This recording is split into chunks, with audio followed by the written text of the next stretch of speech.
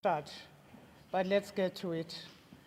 The Secretary General of the ANC on this day, the 6th of January, will, accompanied, by the way, by the Provincial Secretary of the Northwest Province, Comrade Louis Ramelo, because we are currently in the Northwest.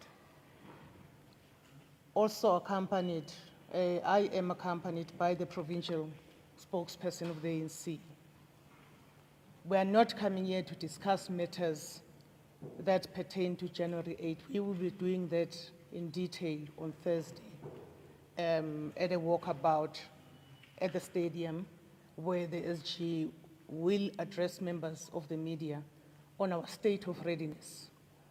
Today we're addressing a different matter that is of grave concern to humanity and the peoples of the world, the matter pertaining to the situation in Venezuela.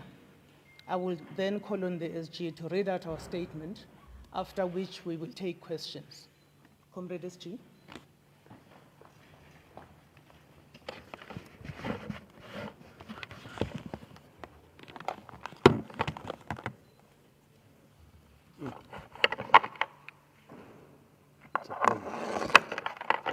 The podium is full.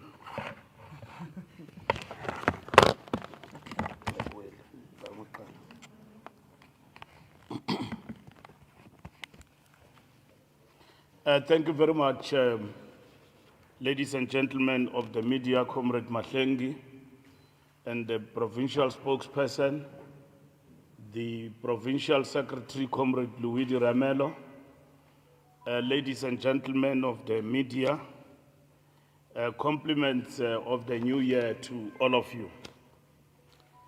The African National Congress condemns the recent acts of aggression directed at the Bolivarian Republic of Venezuela, which constitutes a serious violation of international law, national sovereignty, and the principles governing peaceful relations between states. The kidnapping of Comrade President Nicolas Maduro, his wife, Comrade Celia Flores, and son, Nicolas Ernesto Maduro, undermines the United Nations Charter and threatens global peace and stability at a time when the world requires cooperation, restraint, and dialogue. The ANC expresses its solidarity with the people of Venezuela, who continue to endure sustained political, economic, and diplomatic pressure. As a liberation movement forged in struggle against colonialism, apartheid, and external domination, the ANC recognizes that such aggression is seldom accidental. It is often driven by contests over strategic resources, control of markets, and resistance to the independent development paths chosen by sovereign nations of Global South. The ANC reiterates that international law must be respected by all states without exception or selectivity. The principles of sovereign equality, non-interference, and peaceful resolution of disputes are the bedrock of a just international order. Their selective application erodes trust, fuels instability, and disproportionately harms developing countries and oppressed people across the globe. The ANC further cautions that the current situation must be understood within the broader economic and geopolitical struggle. Venezuela is being targeted because of its insistence on sovereignty over its natural resources and economic policy choices. In a similar vein, the ANC's own historic struggle for economic transformation, equitable access to resources, and fair trade relations continues to face resistance from reactionary forces opposed to fundamental change. This confirms that the real contest is over economic justice and who benefits from global wealth. Guided by the principled position articulated by Istwalandwe Siaparankwe, President Nelson Mandela, and I quote, "We fought injustice wherever we found it, no matter how large or how small, and we fought injustice to preserve our own humanity." The ANC consistently condemns injustice irrespective of who perpetrates it. The movement therefore calls for restraint, de-escalation, and a return to dialogue through multilateral institutions.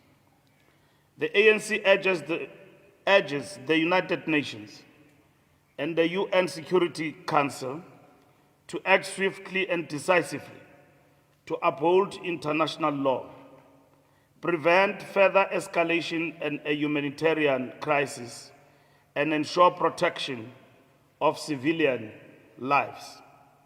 The ANC notes with appreciation the solidarity expressed by progressive states and forces within multilateral platforms, including during recent G20 engagements, and emphasizes that fragmented or hesitant responses cannot defeat imperialism. It requires unity of purpose, resilient leadership, and principled international cooperation, particularly among nations of the Global South.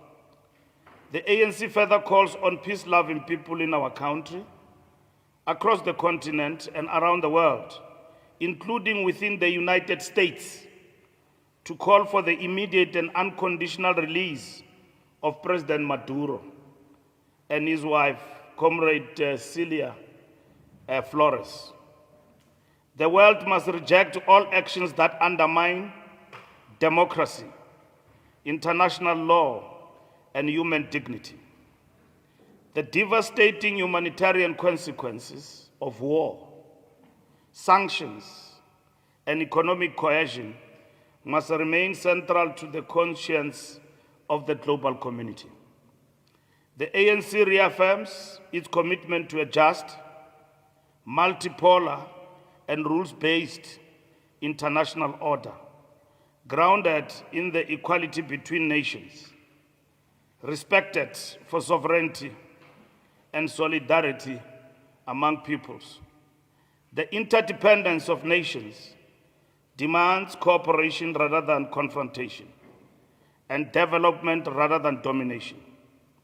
Only through collective action can humanity confront its shared challenges and advance a more peaceful, equitable, and sustainable world.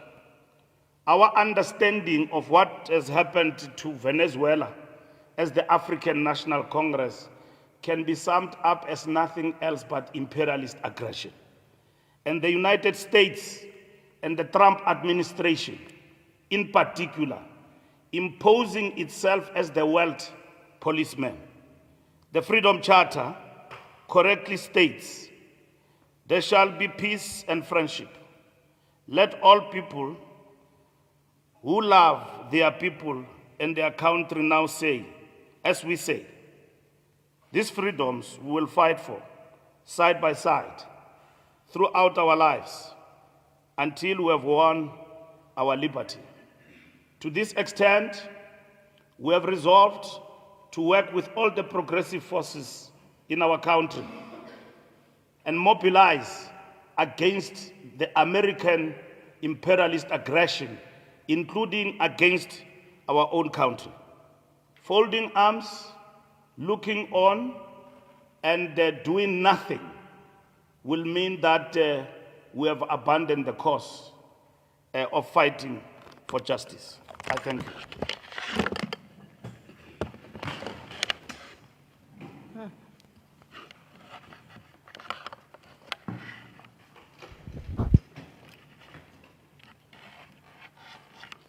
Thank you very much, Comrade SG. Having delivered the much awaited message of the ANC, I will at this point turn to yourselves, colleagues, to take questions. Shall I start on the left? I will start on the left. Alpha. Let us all please introduce ourselves. Good morning. Morning, it's Alpha Ramushwana here, a journalist from Eyewitness News. I come from a place where there was no pen or paper. I need something to write. I do have a pen as the Secretary General. But I don't have the paper. Okay, More than just the paper. I see it's being attended to.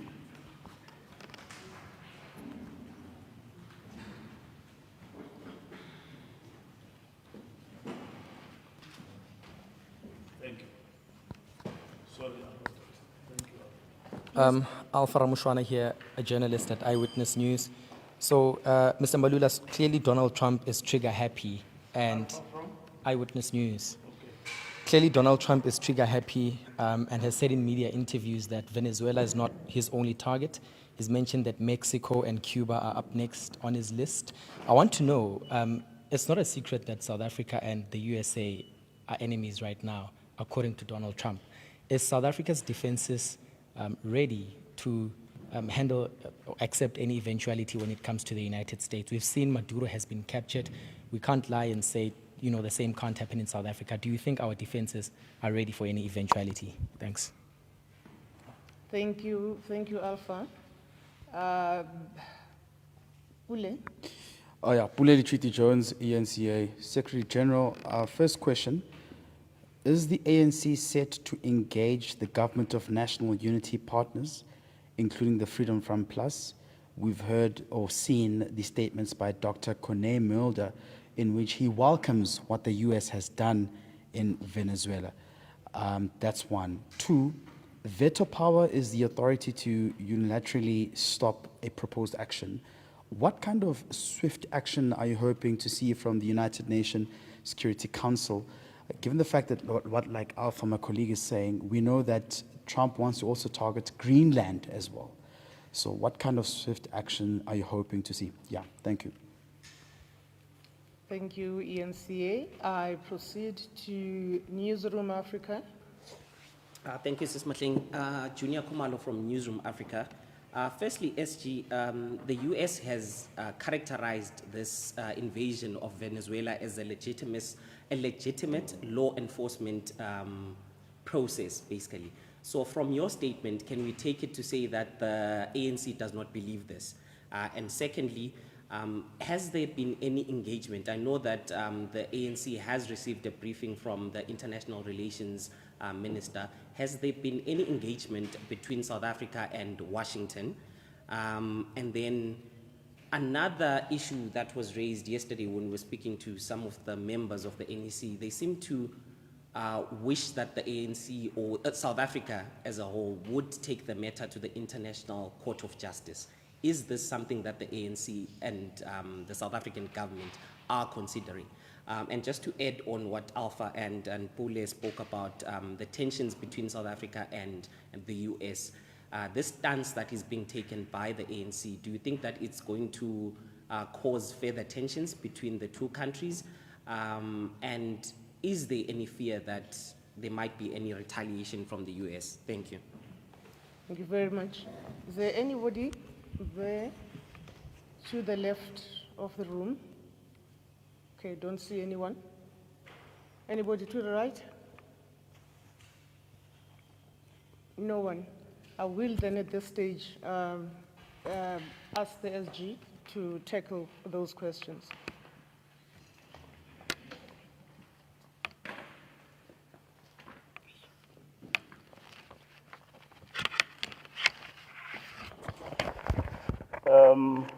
Thank you very much. The issue eyewitness news, in our view, is not about the readiness of defense. We reject militarism. That's the first point. America is a powerful force militarily, and if they want to invade any country, they can do so. And that is why we reject unipolarism. We advocate for multipolar state, multipolarism state, and unilateralism. The United States, when they went to Iraq and Afghanistan, they said there were weapons of mass destruction. We know South Africa and the ANC were part of the voices, including Nelson Mandela, that this was nothing else but a war and militarism action and unilateral action by the United States disguised as such. But it's an aggression against an independent state. Me and you, we are still alive today. Where is Iraq? Where is Afghanistan? They withdrew from Afghanistan. Taliban is still in charge there. Iraq is a lawless state, and they left it like that. Equally, we know that the interest in Iraq were nothing else but also about oil. And they hanged Saddam Hussein, fine and good, but at the end of the day, what did the war of Iraq and Afghanistan breed? It further escalated terrorism to unparalleled proportions across the globe. So, their military action against any other state is nothing else but aggression. That they can do. They are very powerful, but we cannot cower and allow unilateral actions go unchallenged by the progressive forces across the globe. ENCA, GNU partners, we do have reactionary forces within the GNU and even here in South Africa, and we are not party to them. GNU is not a melting pot. Konemelda and what he expresses is not a view that is shared by the progressive forces in South Africa. Even those who are within and outside the GNU have condemned what has happened in Venezuela. And we've got a shared perspective, and that is why we talk about building a popular front against imperialist aggression. Because in our country, for whatever that will happen to this nation by the United States of America, there are people who are going to come up front and support not only the ANC, but national interest, defending our sovereignty. Konemelda will not do that. And many others. We know their stance against Venezuela and all of that and so on, and why they wanted Comrade Maduro to be arrested. Even the threats they are pursuing now against the people of Cuba. Cuba has been under blockade of the United States for many years. And as the ANC, we have always been opposed to that because the Cuban people are punished for what they believe in and what they stand for. And that is why we have condemned and campaigned for many years for the freedom and self-determination of the Cuban people. And that is what we are about as the African National Congress. What action do we hope for? Security Council must take action and against the United States of America, not to impose itself on other countries as a world police, as Donald Trump is actually doing right now.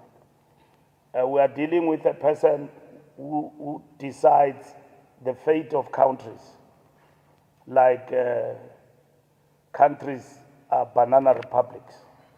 And that is what is happening now. Newsroom, that action of the United States cannot be legitimate. It can never be legitimate. The Secretary of State of the United States of America says he doesn't care about the United Nations and what the United Nations think. Donald Trump, the President of the United States, says they invaded Venezuela, among others. The key and the primary reason is oil. And they are going to send their companies there and everything else.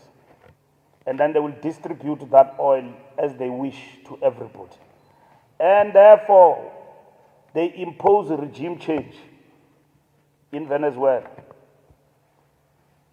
And then they charge a sitting president and kidnap that particular president and charge him in the United States of America. That is ruthless. That is aggression. It's beyond aggression.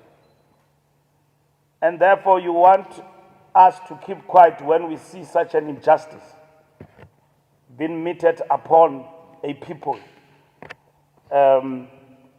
We will campaign, mobilize, conscientize our people against the United States' imperialist aggression. And the African National Congress will do that. We've got nothing to engage with imperialist aggressors because we and them do not share the same understanding of how things must be done. America accused us of genocide when we told them that there is no genocide. They said Maduro is being charged for narcotics, terrorism. And when they told them that, no, there is no such. And the real reason for that is the question of oil, economic aggression against the people of Venezuela. Taking the matter to the International Court, we will await that. If there will be anyone, we will actually do that. We have not taken that decision. There are no tensions. The tensions between the United States and South Africa were aggravated and deliberately put into place by the Donald Trump administration. Our president left South Africa and went to the United States of America to explain to Donald Trump that there is no genocide, defending his country, an action we supported. When he got there, they played him a movie about Julius Malema. And then that was the end of the story. And then from there, they boycotted G20. They banned us from G20, even the preparatory meetings that took place in Miami, and they sent us a clerk to G20 here in South Africa. What else do you want us to do? We did nothing against America. We're being attacked, mobilizing reactionary forces within our country on the basis of racial supremacy against the laws of transformation, wanting to impose Starlink against the laws of transformation in our country, something we rejected. That's what has happened. We did nothing. We are the second biggest trading partner with the United States of America. Our country is being attacked and isolated for no reason. And as the ANC, a matter which we reject, and we are being attacked in the guise of genocide. It's not genocide. Donald Trump called on white South Africans to apply and go to America. 49 car guards left our country. Car guards left our country. We are a peaceful nation here in this country. We are building a non-racial society. We are addressing the historical imbalances of the past, that we were not economically equal, and that the most disadvantaged, the poorest of the poor, it is Africans in particular and black people in general. And that is what we are about. And therefore, there is no retreat on that. If we are going to be punished by this administration because of our transformation laws, it is not something we will be prepared to retreat on. I saw some people saying that what happened in Venezuela must happen in South Africa. How do you even wish for such madness to happen in a democratic state, a constitutional state? Yeah, we have a government of national unity. We coexist with reactionary forces, including Corne Elders of this world. We are with them in government. And then you come and say that a government of this nature, a democratic state, must be isolated, must be attacked. For what?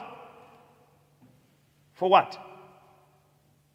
And therefore we must cower and therefore cover our faces and lose our voice and not be in solidarity with others because we are afraid.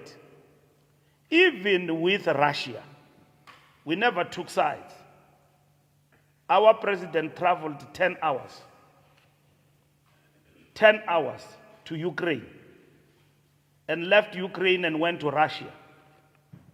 Zelensky has been here in our country, forging peace and interceding and becoming an interlocutor in the relations between the two countries, urging them to talk peace and do away with the conflict of war. We never took sides. We never lost our voice, even if others disagreed with us. But we said that let there be peace between the two countries. So we have never folded our arms. When Iraq and Afghanistan were attacked, we condemned that. Why do South Africans forget that? When the Palestinians were being annihilated by the Israelis, we advocated for a two-state solution, and then we condemned the genocide and the killing of innocent people. We condemn equally the actions of Hamas in terms of kidnapping of people. And when innocent people were killed in Palestine, we went to the International Court of Justice to bring an end to that barbaric war and genocide that is happening there. So we have never lost our voice. We have used our voice not to dominate others, but to persuade, use our voice for peace in the world. And that will not stop, and it will not stop now. Thank you very much.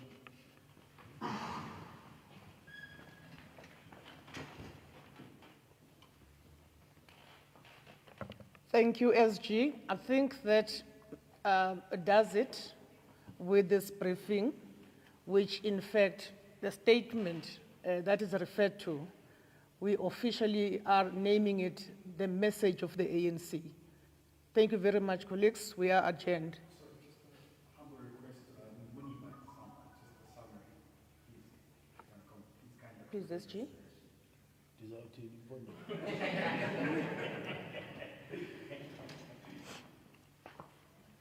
Sithi singumbutho wesizwe